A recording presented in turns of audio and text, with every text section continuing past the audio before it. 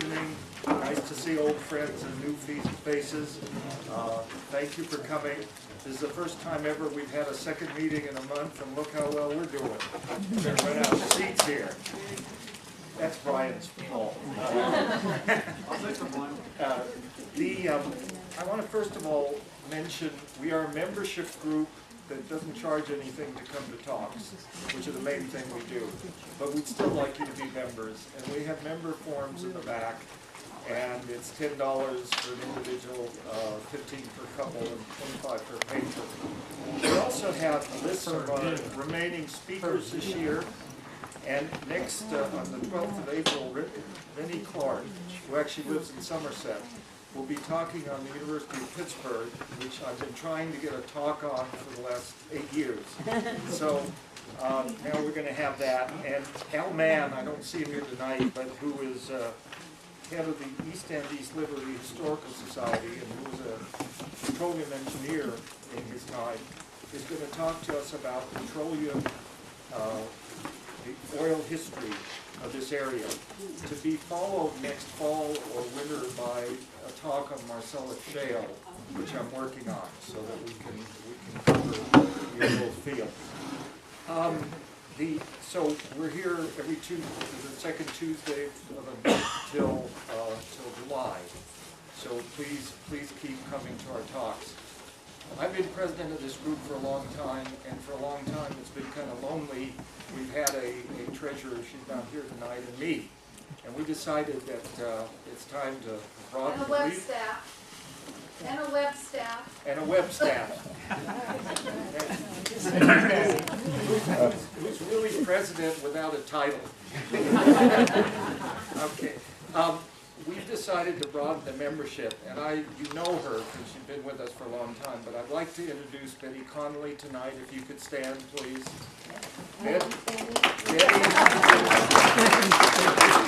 Betty will now be one of our two vice presidents. The other one is Helen Wilson, who you know is in Las Vegas tonight, so she couldn't be with us, but we will introduce her next week.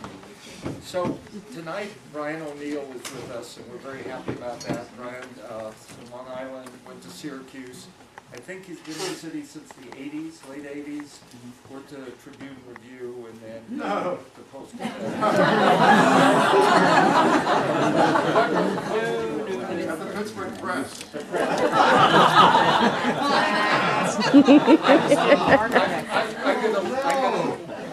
Every once in a while I show that I haven't been around here long enough.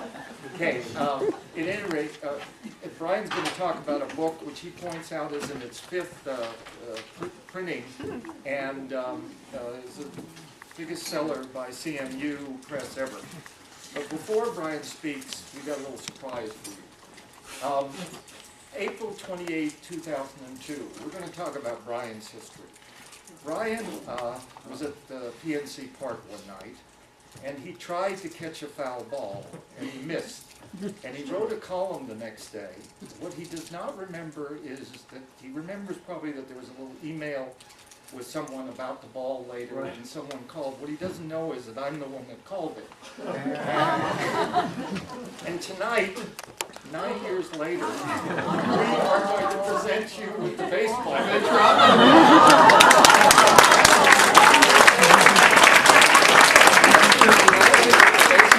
Baseball signed by Manny Sanguilla. This is the ball. It's stayed at our house for 9 years, and now it's your turn.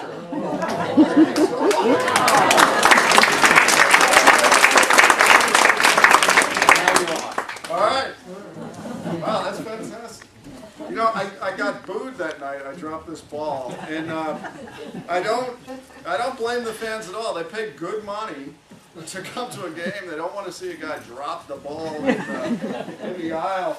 And when I was walking across, the reason I wrote a column about it is, I'll hold that. We have a copy of the column. oh really? Right there. Okay. We'll give you that afterwards. Here's your I column. was walking across the Clementi Bridge the next day, and this guy, it wasn't you, Mike, it was another guy, said to me, aren't you the guy who dropped the ball?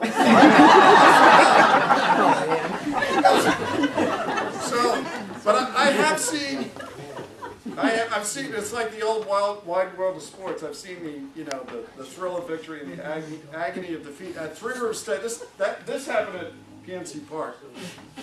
When I was younger and new in town at Three Rivers Stadium, I was going, this is so long ago, the Pirates were good.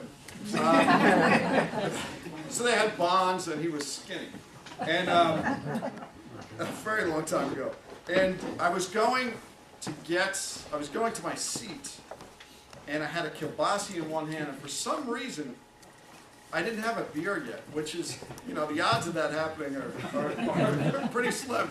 But this ball was coming. I had the kielbasa, and I caught it with one hand. I got cheers for that. So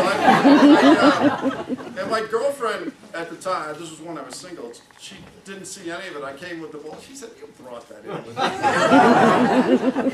in." Anyway, I'm not here to talk about any of that. I'm talking about my book, The Paris of Appalachia, which, as Mike said, is the fastest selling book CMU Press has ever had, and it's heading into its 5th printing. And I can tell you the secret to getting a book into 5 printings. 2 words: small printings.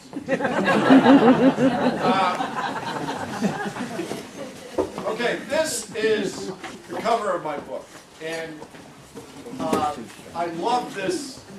This is an oil painting by a guy named Ron Donahue, who lives in Lawrenceville. And every day, Ron goes out in Pittsburgh and does, I'm going to mangle the French, but he does what's called plein air painting. I probably got that wrong, but he paints where he is in oil paints, and every day that's nice in Pittsburgh, he's out there painting Pittsburgh from a different angle. So if he's out there every day that's nice, he's probably out there at least a third of the year. And there are many reasons I wanted it for the cover of my book. First, it's been in my dining room for 10 years, so I thought I'd use it for the book. But also, it captured what I wanted to talk about in the book. First of all, Ron, what he does what I do when I'm doing my job right. He goes out every day and he looks at Pittsburgh from a different angle and he tries to capture it. And I try to do it with words. And when I'm doing my job correctly, and I don't always do it correctly, that's what I'm doing. But I also liked it because it captures this incredible, unique city that kind of rises out of the mountains of Appalachia. And I ask this, if you've read the book, don't answer this, but if you're looking at this painting more or less for the first time, another reason I chose it is it's not your classic postcard shot of Pittsburgh. It's not from Mount Washington or the West End Overlook. Can anybody guess where Ron is standing when he's painting this? You're the one that wants the light, huh? Troy Hill is very close. He's not actually standing in Troy Hill, but this little house is Troy Hill. This is Allegheny County. We're split 130 ways, so you move 5 feet, you're in a different municipality. What? Fine View's also close, but you're going in the wrong direction. Mount Troy is getting closer. In fact, we're going to flip all the cards and say that's right. He is in Reserve Township, which is Mount Troy, and he's on Pittview Avenue, and he's looking down the Allegheny River Valley at down the Route 28 corridor, standing outside Millville in Reserve Township at this wonderful city of ours. And I thought, the original title of my book was going to be, I love Pittsburgh like a brother, and my brother drives me nuts. If you lived in Pittsburgh any length of time at all, you sort of connect with that. But when I turned it into my original publisher, she said, your title really is, I think, it's not. Now that I read your book, I don't think your title suits it anymore. I think your title is here on the 4th or 5th page, whatever it was. That when you refer to the Paris of Appalachia, or Appalachia, depending on where you're from. And I'd heard that as a put down of Pittsburgh, you know. It's like, it's the Paris of Appalachia, you know, like sexiest guy in the Lawrence Welk show, best looking guy in prison, best beach in Nebraska kind of thing. But I couldn't figure out why that should be a put down. I've been to Paris a couple of times and it's nice. You know, they don't know how to pronounce for sales, but it's nice. Really, they're hopeless. I'm trying to correct a lot of people, but and Appalachia, or Appalachia, is a beautiful part of the country, and it just gets bad press. You know, it is, in America's mind, Appalachia is just this place of poor, white, rural poverty, when in fact, Appalachia is a much more nuanced place, and Pittsburgh is part of it, although a lot of people in Pittsburgh don't recognize that fact. You know, I've had people go, yeah, you know, I used to live in Appalachia. Well, you know, you still do. These hills, they aren't on loan from Morgantown. You know? They're ours, and I'll show you in the next slide. I'll prove it. Can you flip to the next slide? Talk amongst yourselves. Okay, here it is. This is the official map of the Appalachian Regional Commission. And you don't need much knowledge of geography to see that Pittsburgh is most definitely in Appalachia. And in fact, you don't need much more knowledge of geography to deduce that Pittsburgh is the largest metropolis by far in Appalachia. And it's, you know, Atlanta's a little too far south. Cincinnati's over here, just out of it. And we're in the middle of it. And if you go back to that first slide, the wealth of Pittsburgh largely comes out of the natural resources of Appalachia. You know, the coal, the rivers, and now Marcellus Shale is going to make a lot of people very rich and going to be very good for Western Pennsylvania if we can figure out a way to get it out of the ground without destroying Western Pennsylvania, which is the trick. But it is, you know, it's the largest natural gas field outside of Iran. It's throughout the Appalachian Mountains, and it's very important that we do figure out a way to get it the right way, I think, personally, because the alternatives that are really available at the moment, the biggest alternative is coal, which is even more of a polluter than natural gases. But none of that's in the book. So let's move on to two slides forward now. All right. When I decided to write this book, I didn't want to write a book that was about, I'll move over here now, that was about, you know, the mayors or, you know, top-down story of Pittsburgh. I wanted to tell the story of Pittsburgh from the ground up. This is not a history book. It's more like a biography of a city. I was trying to get at what it feels like to live in Pittsburgh right now. What makes us different than other places? What makes us something more than just another exit off the interstate? So I wanted to include the Condalucci's in my book. And the Condalucci's, you know, it's possible they could have been from someplace other than Pittsburgh, but it does not surprise me that they're from Pittsburgh. This was taken more than 20 years ago. That's Frank Condalucci there. And the story of the Condalucci's is unique even for Pittsburgh. There are 9 Condalucci children. I think it's 5 boys and 4 girls. I haven't read my book in a long time, but it's in there.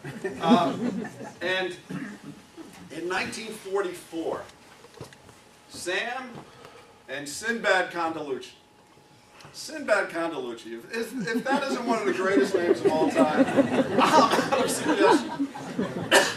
Really nice guy, too. He drove a truck for the press. Very nice smart guy, and funny.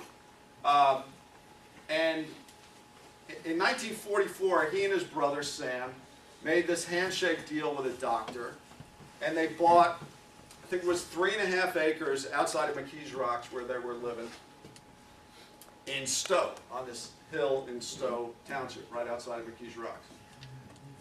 And they started building. As Sinbad put it to me, you put cement into an Italian's hands, we go wild. So they built a neighborhood, and they filled it with nothing but Condalucci's. Nothing but Condalucci's as far as the eye can see. This entire cul-de-sac, until 2006, I think, had nothing but Condalucci blood relatives in this neighborhood. And what's so cool about them is they were smart enough to build, not just 9 houses. They were thinking about community, even though this community was their family. So they built a cabana and a pool in the center of the neighborhood, and pretty much every night, some of the men and sometimes the women go to this cabana, and they have coffee, and the brothers and the sisters and the wives and the nephews, they talk about the day.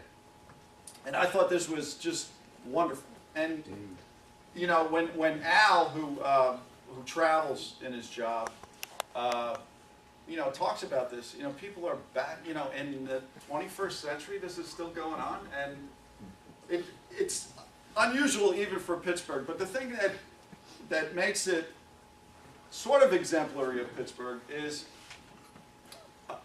this metropolis of Pittsburgh has more people, a higher percentage of people living in the same house they lived in 1960 than any metropolis in the country. And no place is close. And I don't know, how many people here are in the same house they were in 1960? Yeah, that's not unusual. And the reason, part of the reason is a lot of people left in the 70s and 80s because of the implosion of steel, and so the people who stayed, make up a higher percentage of the people than in other places. But it also, I think, informs us as Pittsburghers. It's the reason that you get directions like, you make a right where the Isleys used to be. And recently I was in Upper St. Clair going to a place, and I always get turned around in the suburbs, and so I pulled over and asked this mailman, well, you go past where the old mental hospital used to be. And I knew, 30 years from now, they're still going to be saying where the old mental hospital used to be. And there were good directions, because I did know where, for some reason I knew where the mental hospital was. The thing that the Condalucci's do that's different, that sets them apart in Pittsburgh, apart from their unique story, is they have done a much better job than the rest of the region in attracting outsiders. Another thing that makes Pittsburgh is different is we get the least immigration of any of the 25 largest metropolitan areas in the country, which I don't think is good. And I think it is starting to change. Recent statistics are showing that we're finally getting immigration. It's still not an appreciable amount, but it is coming. And last year, in 2009, for the first time in a long time, we had more people moving in than moving out of the region. There are still more people dying every year than are being born. So we're still losing population, but yes, sir. Some question, talk up as much as you can. Some people on the edges are having a bit of trouble. Oh, okay. All right. I'll keep my voice. Nobody ever said I had a soft voice, so I should be. All right. Okay. Let's just go on to the next slide. Oh, one back.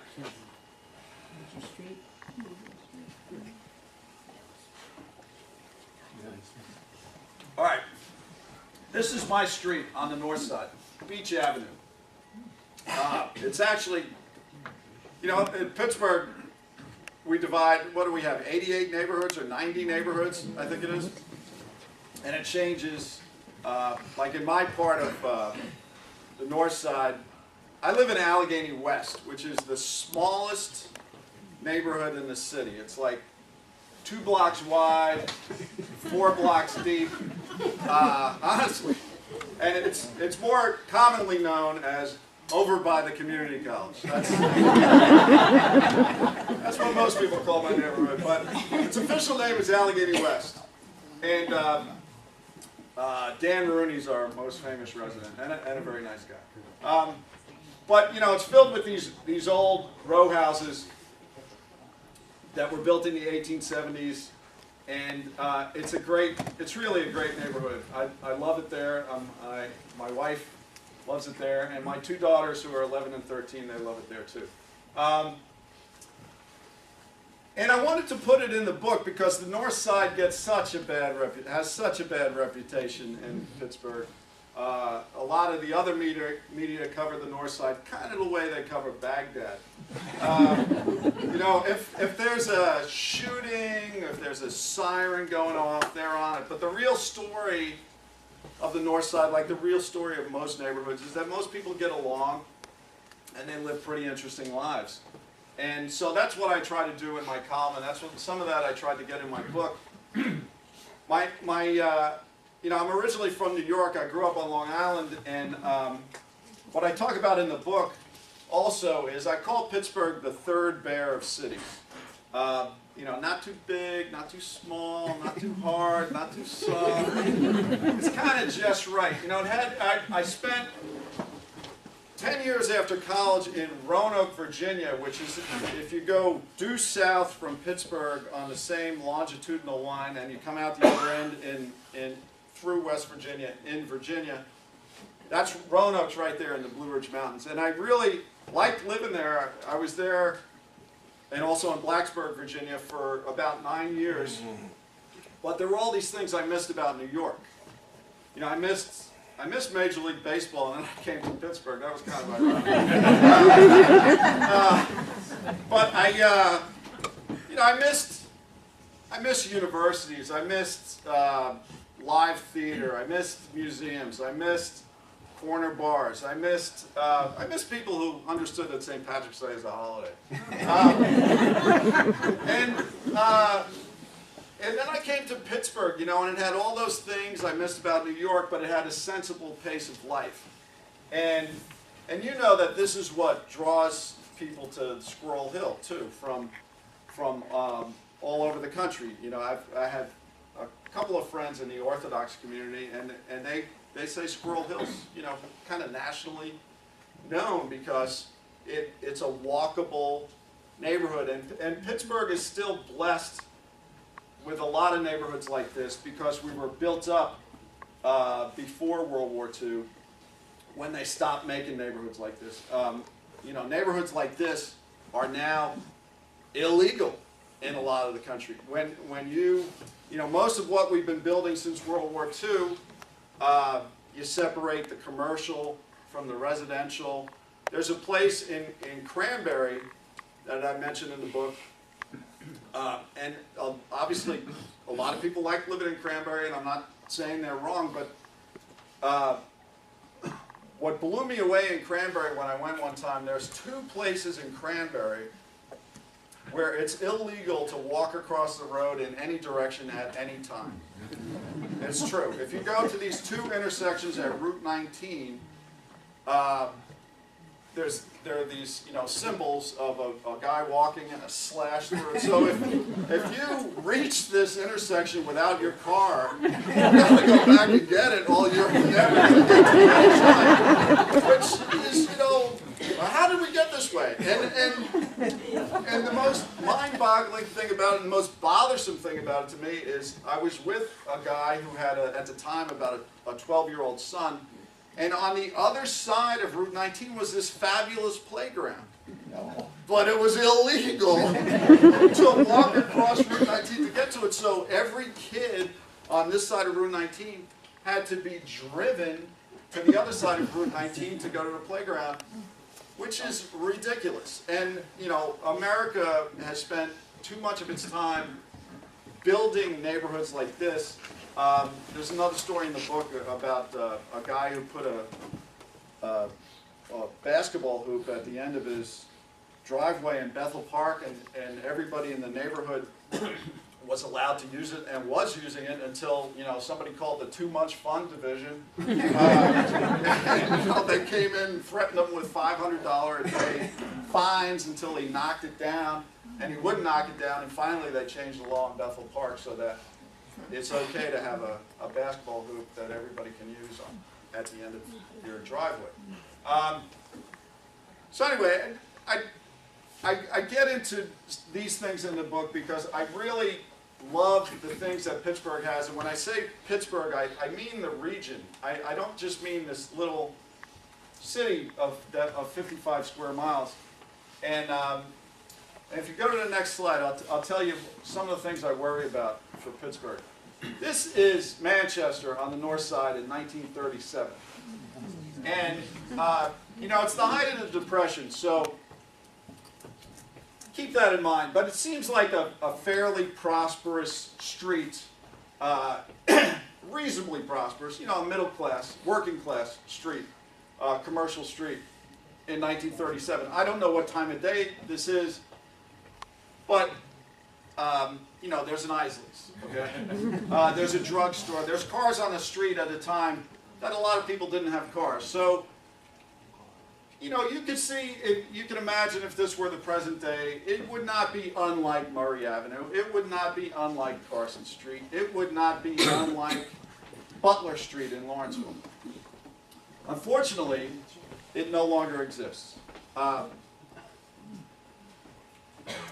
And because it no longer exists, Manchester, which is a largely black neighborhood on the north side, that has some of the finest Victorian homes in the city, has never come all the way back. Because if you live in the East End, you know this. An urban neighborhood really needs a commercial street. To be a fully functioning urban neighborhood, you need a commercial street.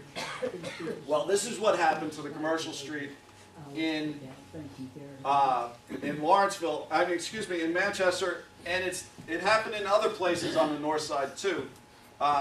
Keep your eye on this pole, because that's the only thing that's going to be able to orient you when we look at the next slide. Okay, this is the same place today. Yeah, they built Route 65 and eliminated Beaver Avenue as a commercial street.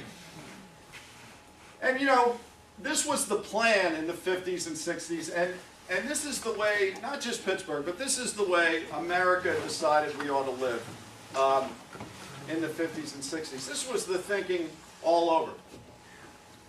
And what I try not to do in the book is get into any kind of moral judgments or, you know, my neighborhood's better than your neighborhood kind of thing. But I want, when Pittsburgh is blamed, and it often is blamed for losing half its population in 1950, since 1950, everybody knows that, Pittsburgh has lost more than half its population since 1950. This is a big part of the reason. We decided to lose half our population. We decided to eliminate neighborhoods. We decided that we ought to live in a different way. Now, these people taking Route 65 are going to some very nice places that I've been to. I have friends in Ben Avon, Bellevue, Sewickley. They're wonderful communities. But you can't turn around and blame the city for accommodating them. This in the 50s, Eisenhower just came back from World War II. He saw the Autobahns at work. He came here and he got the Interstate Highway and Defense Act passed. And the thinking was to spread people out. We were in the Cold War. If they were going to drop the big one, he wanted everybody spread out. And people wanted to spread out too. But guess what? We won. We won the Cold War. Everybody can come back if they want to. So I'll go through the next two slides quickly. It's just the same street looking north on Beaver Avenue. This is even more telling that it was a very vibrant street. I don't see any vacant vacant stores here. And okay, keep your eye on this building because that's the only thing left. Okay, that's this. And they're knocking that down now because Duquesne Light doesn't need it anymore. So that's what we did as a region, and that's what happened all across the country. And on the north side, it was particularly bad. They leveled one of the worst ideas, as bad, if not worse, than the mall in East Liberty that held East Liberty back for all the years, was leveling the old downtown in Allegheny City and building, I can hardly say the words, Allegheny Center Mall, which looks like a bunker on steroids. It is the ugliest thing. I mean, it must have been ugly the day it opened, and it utterly failed as a mall. It's been not a mall for about 20 years. It's had a recent incarnation as an office park, but there's no commercial, no commerce going on there. You know, there was one shoe store, shoe repair shop that hung on. They just bumped that guy out of there. And it's awful because it breaks up the flow on the lower north side. It was, you know, where our downtown was, it's no longer there, but the city still has the lights set up, the traffic lights, as if there's still a mall there. So it still takes you a long time to get around this thing that has no purpose. And I tell every member, you know, the mayors are from the north side. I've told the last 3 they ought to do something about it, and they say, yeah, that's a good idea. And okay, I'm going to flip through pretty quickly just 3 charts, and then I'll take questions. Okay, next slide. Okay, this goes along with the idea, you know, that Pittsburgh's lost half its population. Everybody knows that, and it's true. But I wanted to look at when Pittsburgh was one of the 10 largest cities in the United States. 100 years ago, we were one of the 10 largest cities in the United States. 1910 was the first year that Pittsburgh became one of the 10 largest cities in the United States, or the first census where that was true, because they had just annexed Allegheny City and made it the north side. I think Pittsburgh was the 27th, no, excuse me, Allegheny City was the 27th largest city in the country at the time. Pittsburgh was the 11th largest city in the country. They had a vote. Everybody in Allegheny City pretty much said, no, I don't want to do it. Pittsburgh said, yeah, we're taking you. They counted the votes. Pittsburgh had more people. Allegheny City went kicking and screaming into Pittsburgh.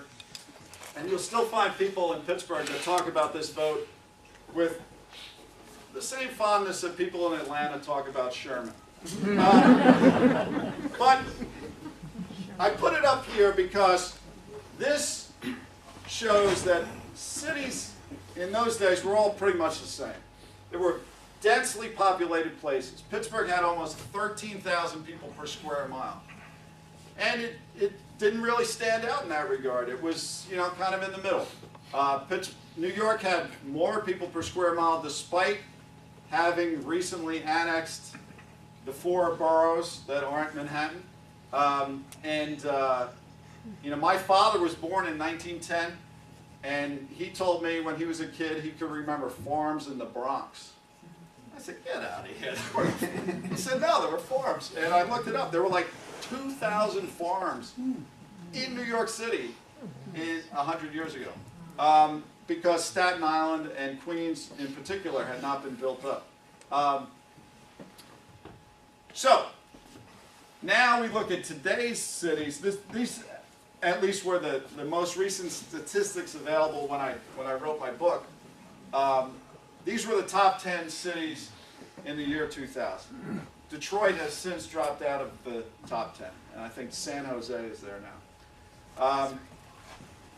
But in any case, what struck me when I was doing the research for this book is that Pittsburgh, despite losing half its population, still has more people per square mile than 5 of the 10 largest cities in the country. I mean, a lot more people per square mile than 5 of the 10 largest cities in the country. Almost twice as many, more than twice as many as per square mile as Phoenix. So, how is this possible? Well, it's possible because they're not really cities in the way we know them in the East. They're built for the car. They're like counties. They're very suburban in texture and the way they're planned out.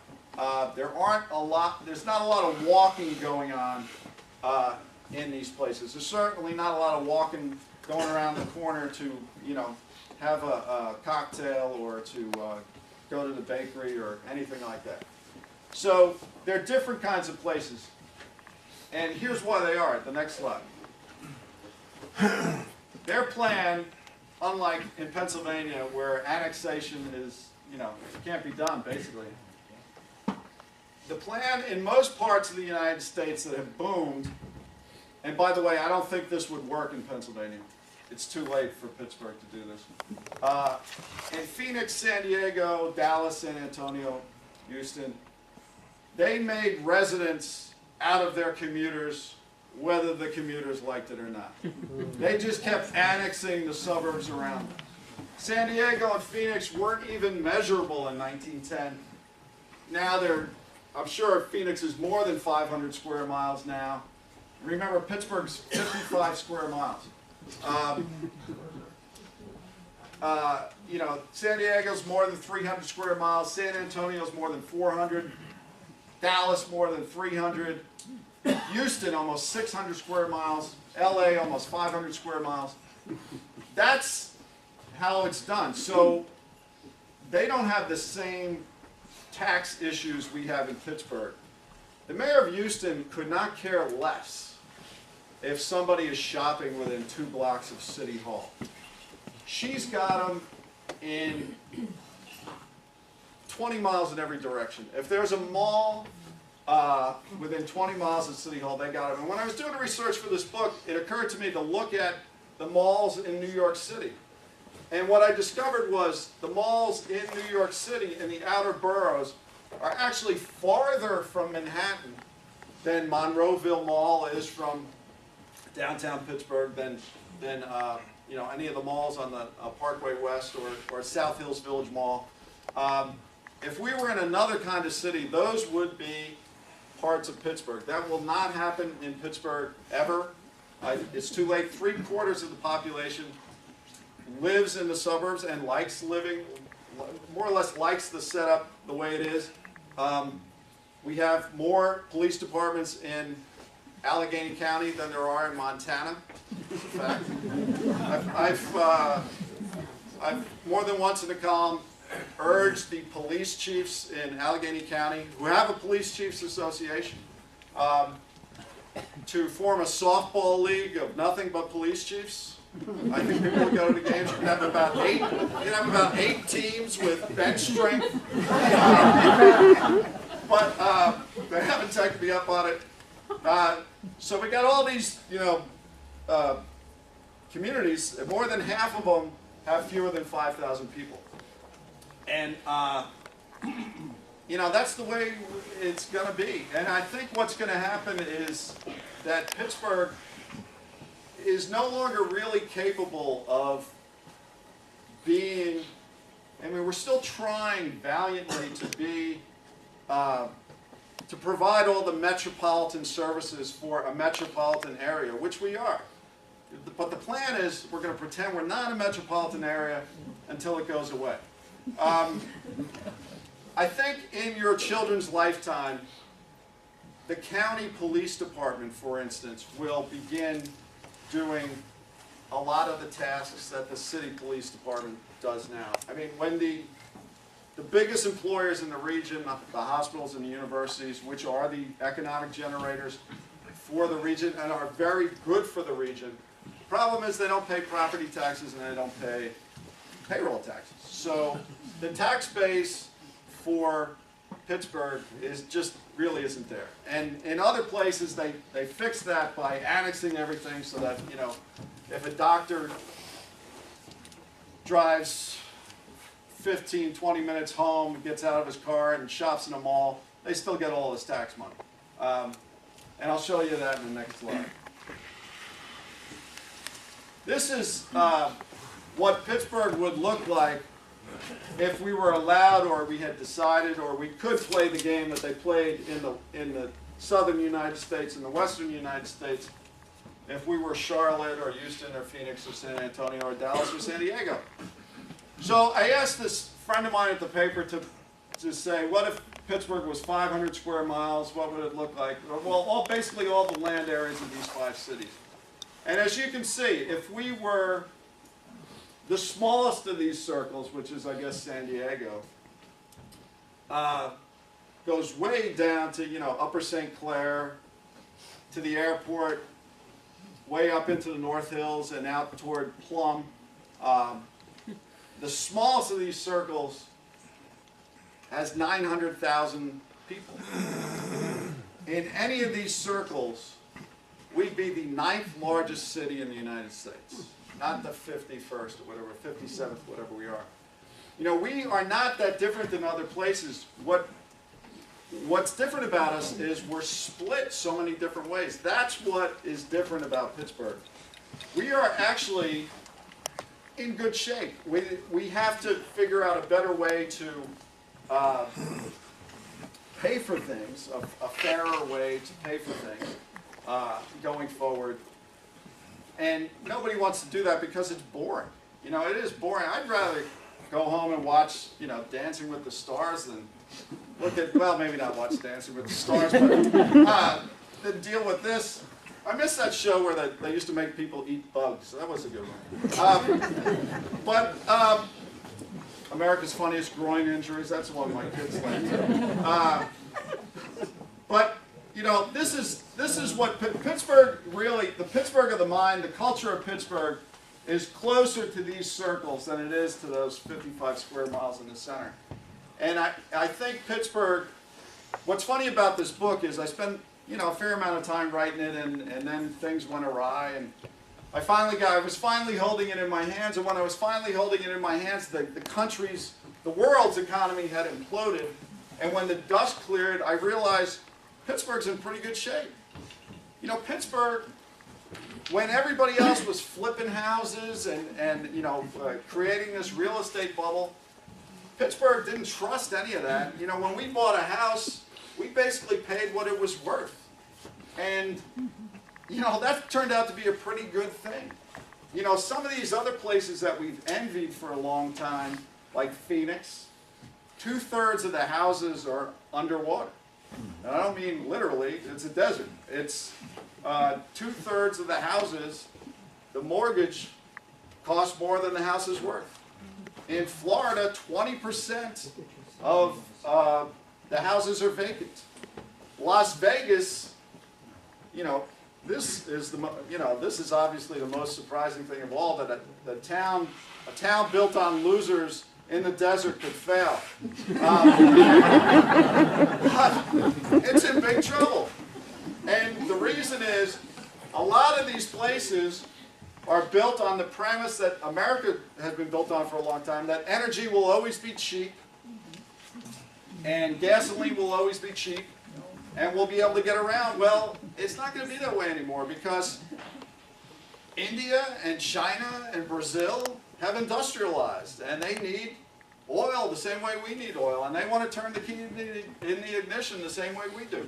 So those places like Pittsburgh that are relatively compact, those neighborhoods like Squirrel Hill, and so many neighborhoods in Pittsburgh, in and out of the city, that were built on the concept that people weren't entirely dependent on the car, are going to be places that people will want to go to. And you're already beginning to see this in places like Lawrenceville. Lawrenceville has really taken off in recent years because, people in their 20s, they recognize, even if they don't think about all these things, it's like, yeah, I want to live in a place where I get a relatively inexpensive home and I can walk down the street and walk home on a weekend. Who wouldn't want to live in a place like that? Well, Pittsburgh has a lot of those places, and Pittsburgh is going to be in very good shape going forward, and not least because we have a lot of water.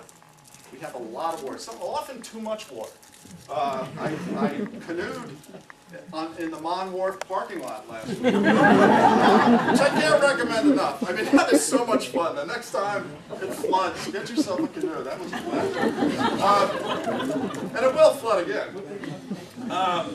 But, you know, for a long time, we in Pittsburgh have because of the, you know, whatever, well, 150,000 jobs lost in the 80s, 70s, into the 80s, late 80s. It was bad, but it's pretty clear we've seen our worst times.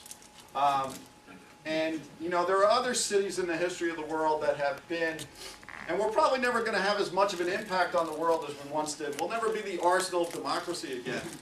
But so what? You know, there's other cities that have peaked in world domination. Rome comes to mind. People still go to Rome. Paris, London, you know, they're never going to be as important as they once were. Madrid. But Pittsburgh is a wonderful place. And I wanted to celebrate it in my book. And I'm really happy that people have taken to it. And I'm really happy to go to places like this and talk about it, because it is places like the Squirrel Hill Historical Society, which needs members, you know, that does keep Pittsburgh from being just another exit off the interstate. I mean, it does have a rich history.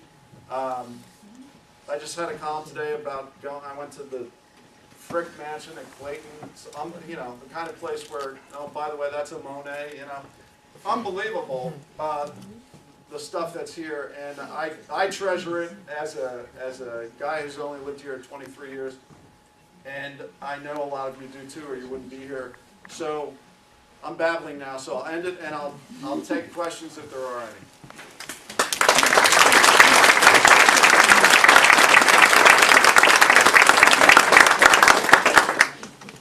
Yes, sir. You talked about the hospitals and the churches, tax exempt. What percent of Pittsburgh is real estate tax exempt? If you include the government buildings and the parks, it's pretty close to half. It's significant. And the thing is, this is common throughout Pennsylvania. And like most things in Pennsylvania, the real problem is in the state legislature, America's largest full-time state legislature. You know, the plan, this is true, the plan in Pennsylvania is to wait for a city to keel over and then come in with Act 47. I don't know what happened from Act 1 through 47. In Act 47, they come in and they revive you. Instead of, and what they did, I don't know what they allowed, you know, they reopened the firefighters' contracts and they did a few things, but really, they didn't get any money out of it. They raised, you know, what instead of $10 a year, we pay $52 a year for the occupation tax now, $1 a week. You know, Beaver Cleaver's allowance in 1960 is supposed to pay for all these firefighters and police officers and traffic lights and the snow removal and the salt. And you'll note it's not quite working. But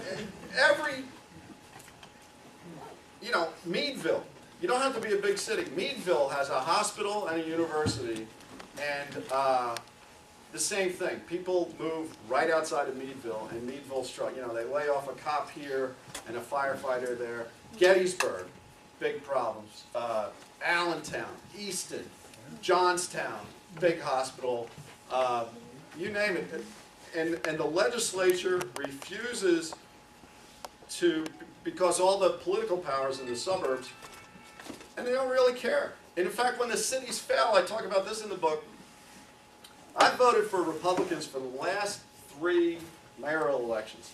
Not because I think the Republicans necessarily have a better plan, but I think until Republicans have to run a big city, they're just not going to care, because it's to their political advantage for cities to fail. you know, in Pennsylvania. The Democrats get blamed. People move out to the suburbs, and the Republican power base grows. So why would they fix it? And so that's where we are in Pennsylvania.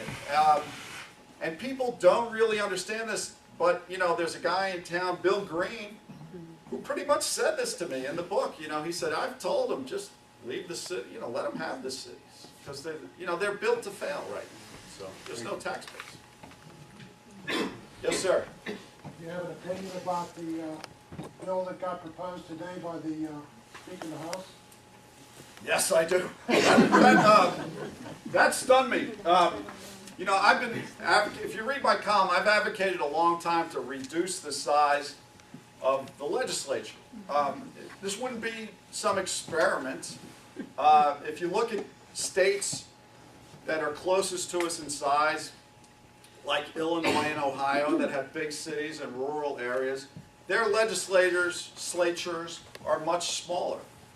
We have 203 people in our House of Representatives. I mean, the legislative districts for the state are smaller than the city council districts.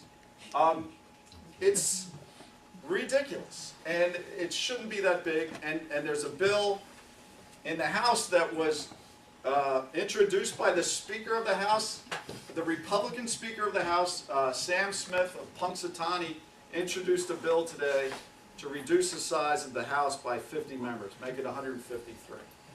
And that, to me, is great news, and it's incredible to me that somebody like Mr. Smith would do this, because I don't think it's such a big deal in Punxsutawney. But, and then nothing against Punxsutawney. I mean, a pretty good movie was made about Punxsutawney. But the cost of the legislature, people don't realize how much it costs. Each legislator costs more than $1 million. I mean, if you divide up the budget by the number of people in the legislature, it's $1 million per representative, more actually, because they have an office or two, they have an office there, they have staff here, they have staff there, they have a car, they have a great pension, they have you know, a per diem. It's pretty expensive, and I see no reason why a smaller legislature can't do just as well. I mean, I've been to Ohio. Not once has anybody in Cleveland walked up to me and said, you know what we really need is more lawmakers in Columbus. That's what we need. So I think there's something to be said that more would get done, because everybody's sort of in each other's way there, and everything is done by the leadership. I think it would be great if they reduce the size of the legislature, and Lord knows the state needs money. Yes, sir. You're the father of two school-age girls. Yes. What's your sense of how the Pittsburgh public schools are doing today? Well, that's an excellent question, and I talk about the schools in the book, and that is a big issue in Pittsburgh. I've been very lucky. My wife and I have been very lucky. My children have been very lucky. We live on the north side, and my wife and I both went to public school, and I'm Catholic. I'm still a church-going Catholic, and my wife is not. So we decided public school, and so we looked around, and we were really intrigued by the magnet program, which a lot of you are familiar with in Pittsburgh. You know, there's a magnet over here for Spanish and another one for German, and it starts in elementary school. You know, international studies. So we started looking for magnets, and we learned that we sort of knew, but the closest school to our house on the north side was something called Allegheny Traditional Academy, which was a public school where they stressed the 3 R's. Shouldn't all schools do that? You know, they stressed the 3 R's and civics. You know, they said the Pledge of Allegiance at the start of the day. Yeah, okay, that's new. The kids wore uniforms. The kids wear uniforms. to a public school. And I'm the father of girls. I was like, that's great. That's where they also stress art and music. So that's where they went. And it was, I think, a good school for our girls. By the end of the time, oh, and the other thing was, and I'll have to talk about race. In the magnet schools at the time, the deal was they reserved 13, like if there's 26 seats in a class, 13 seats are for African Americans, 13 seats are for other. So, you know, when I went to inquire about this, and I talk about this in the book, what's really ironic about the way the magnet system was set up is they're trying to set up a school, an integrated school, where kids learn that, you know, race doesn't matter. And never are you made more aware of your race than when you apply to a magnet school. Because basically, when I went there, they didn't come out and say this, but it was pretty clear. You're white and you live in the neighborhood, you're in. You know, like we got in for affirmative action, basically. Because we were, you know, it was kind of off white people's radar. It was a new school, or it had recently gone to this traditional academy thing. So the black families in the north side, they knew about it. So there was a waiting list for the black kids. Whereas the white kids, like they had 13 spots, I think 11 kids applied. So, you know, the black kids had to wait to see if they got in. My kids, my older girl was in. And then they, you know, they fixed it so that they added a class and, you know, more or less everybody got in. But it was bizarre. And the law has since changed. The Supreme Court in another state said you can't do things that way. So now it's not set up that way, and they use income and other things to try and create some balance. But this is a very long answer, but it's a very complicated situation. We did very well by this school. Although my kids said by 5th grade they didn't like it, and they were glad to get out. Both my children got into Kappa Middle School downtown, which is an unbelievable school. Another magnet. It takes an audition to get in. My older girl got in for creative writing, obviously takes after her mother. My younger girl got in for visual arts. She does like cartoons. I mean, our father, I think she's great, but she was good enough to get into Kappa. And this school's unbelievable. I mean, it's a great school because every kid wants to be there. You know, every kid had to try to get in there. And, you know, they have all these friends now. The bad thing is they live all over town, but it's a good school. And last year, I think, something like 100% of the graduates of Kappa went to college. It was something ridiculous. I think it was 100%. I mean, that doesn't happen in Fox Chapel. I mean, and it's because the students all want to be there. So, on the other hand, there are schools I would never send my kids to on the north side. Oliver, I have no interest in sending my kids there. And Perry used to be a very good school, and it's not what it used to be. So there's a lot that has to be done in the schools. The Pittsburgh Promise, I think, is going to be a big deal. You know, if you graduate, by the time my daughters graduate, $10,000 a year to go to any college in Pennsylvania, from Penn to CCAC. For 4 years, right? You know, you have to get into the school, but you know, for a middle class family, 2 kids, $80,000, that's unbelievable. There's a in the back. Yeah. I have a question for you. You don't hear anything about, at least I haven't heard anything about city council. At one time, Right. we had the population of 700 and some thousand people. We had 9 city councilmen. Today we're down to 300, and now we still have 9 city councilmen. That's true, but you know, legislative districts are even smaller. You know, there's 60,000 something. I think in a House district there's about 50,000. I mean, there's 12 million people in Pennsylvania and 203 I'd have to do the math. It's pretty close. Yeah, you could shrink council. It could be smaller.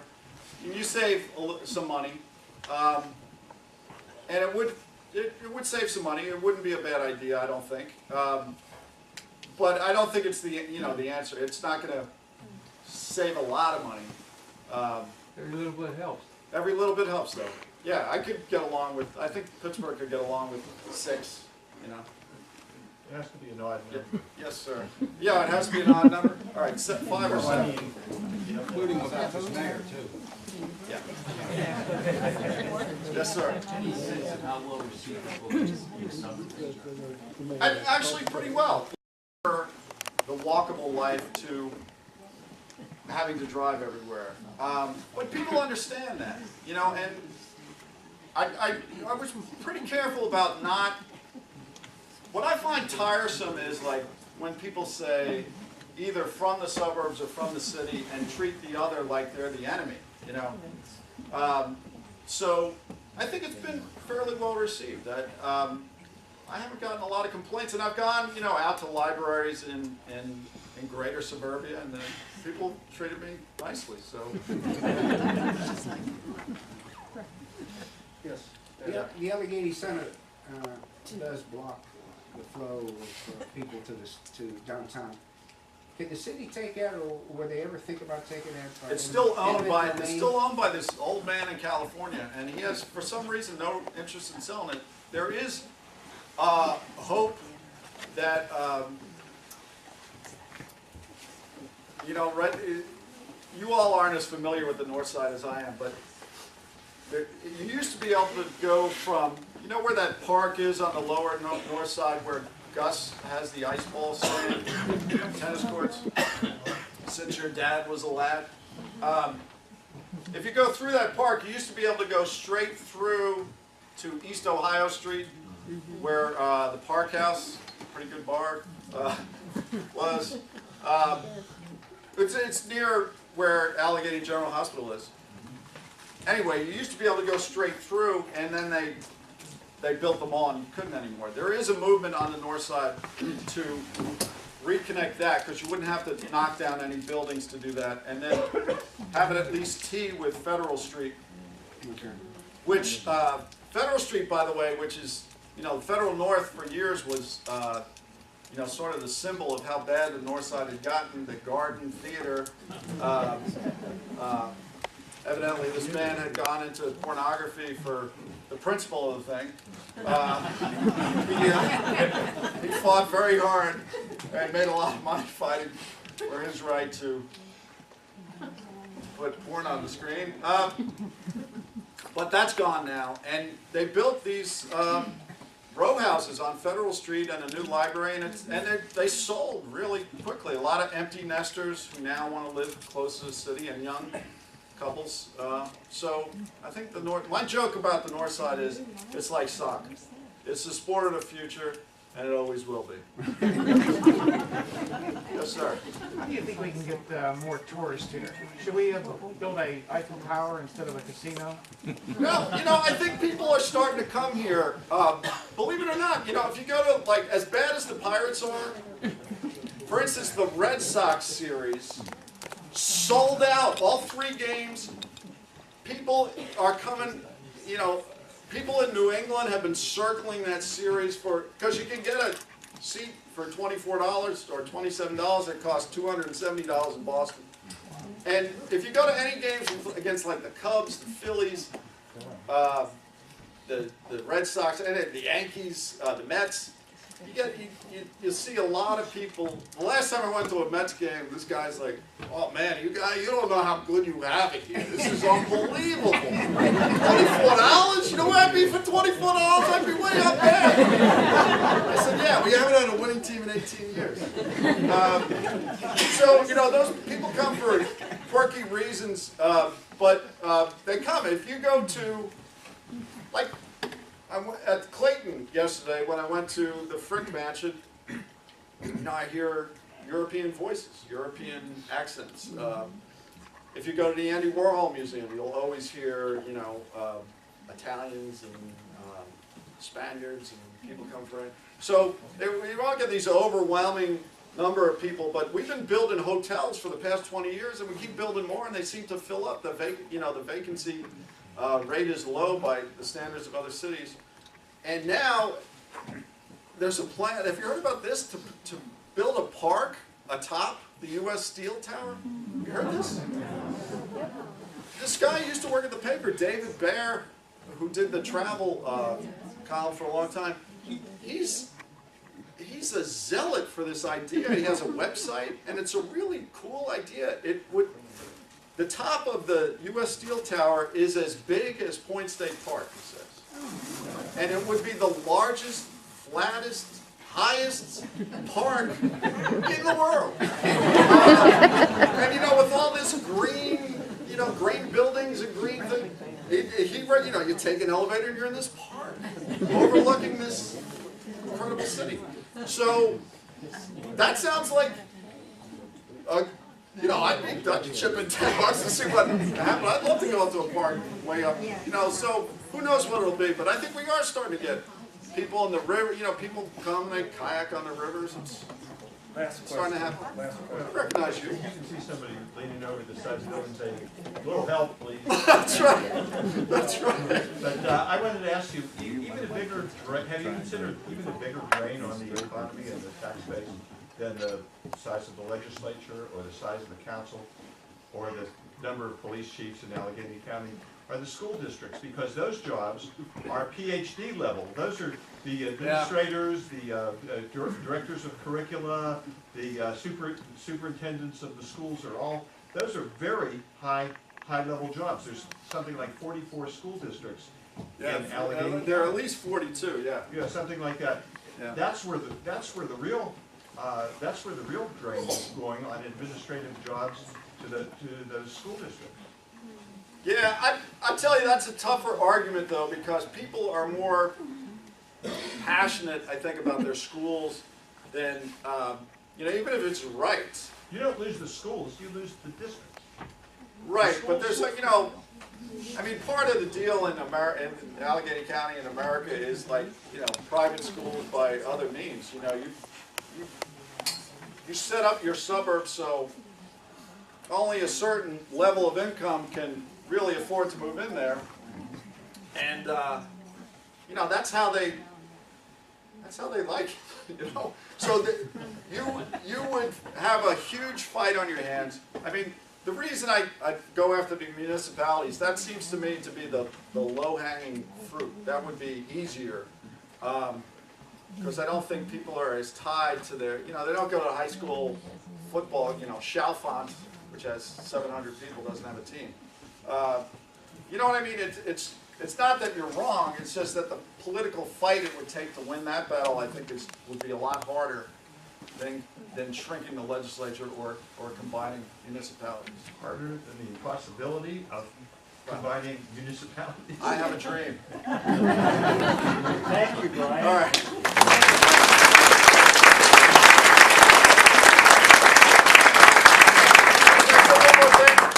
I still have some books left. I'm selling for $15, a little discount. It's $17 if you can still find a bookstore that's open. Plus tax. Amazon, the same thing. $15, flat $15, cash or check. And I'll sign anything. I once had a guy say, thanks for that time you saved me from the tiger. I said, why? He said, because I'm going to have the book a long time and I'll start telling people I saved you. I'll sign anything you want. Please bear with me for two community announcements. Okay, I will be less than 1 minute. Brian, you're a tough act to follow. Thank you. My husband and I are members of the Squirrel Hill Historical Society. Today I want to do a little plug for two other treasures in Pittsburgh, and that's the adult education. Last time we met, we talked about CMU and the OSHA program for people over 50.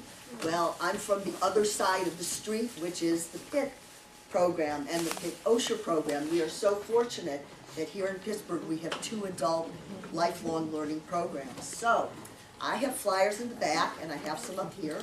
They say learning never retires. If you have any interest at all, I would encourage you to come to the open house. That's going to be a week from Friday, right on campus.